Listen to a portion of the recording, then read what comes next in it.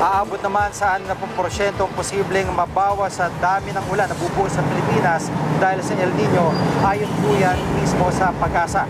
Kaya sa katapusan ng 2015, posibleng 58% ang Pilipinas ang makaranas sa matinding tagtuyot at pwedeng pumalo sa 80% pagdating ng susunod na taon. At kung hindi magpapagandaan, malaking pinsala raw ang pwedeng may dulot ito lalo na sa agrikultura, power generation at supply ng tubig. Ayon kay Edgar de la Cruz, hydrologist ng Pag-asa, hindi pa nila masabi sa ngayon kung babagsak ba ang level ng mga tubig sa mga dam na nagbibigay naman ng tubig sa irigasyon. Pero ilang dam tulad ng Angat at Magat, bagamat tumaas ng bahagya level ng tubig, hindi pa rin nakakamit ang normal na antas.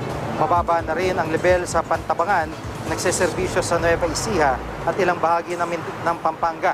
Sa Oktubre, inaasahang mararamdaman ang epekto ng El Nino at magtatagal hanggang April ng susunod na taon.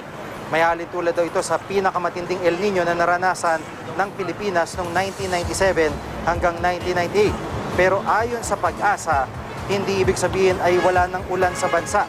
Mababawasan lang daw ang dami ng ulan, posible ring mas malalakas na bagyo ang dala ng El Nino.